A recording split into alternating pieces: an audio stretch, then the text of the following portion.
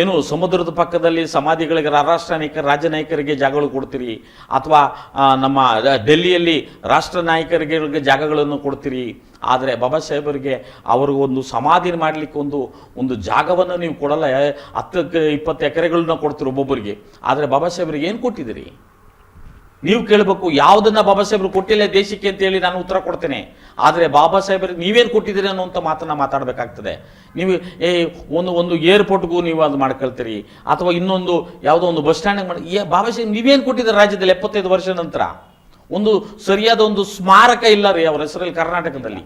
ಇತ್ತೀಚೆಗೆ ಮೊನ್ನೆ BJP ಮತ್ತು ಕಾಂಗ್ರೆಸ್ ಸರ್ಕಾರ ಈಗ ಒಂದು ಸ್ಮಾರಕ ಮಾಡಲಿಕ್ಕೆ ಏರ್ಪೋರ್ಟ್ ಹತ್ರ ಅದೊಂದಷ್ಟು ದೊಡ್ಡ ಕೆಲಸಗಳಾಗ್ತಿದೆ. ನಾವು ಆ ಕಮಿಟಿಯಲ್ಲಿ ಇದ್ದೀವಿ, ಏನು ಸ್ಮಾರಕ ಮಾಡಬೇಕು ಅಂತೇಳಿ ಒಂದು ದೊಡ್ಡ ಮಟ್ಟದಲ್ಲಿ ಆಲೋಚನೆ ಇಟ್ಕೊಂಡು ಮಾಡಿ. ಅಂದರೆ 75 ವರ್ಷಗಳು ಬೇಕು ನೀವಿನ್ನೂ ಬಾಬಾ ಸಾಹೇಬ್ರ ತಿಳ್ಕೊಳ್ಳಿಕ್ಕೆ.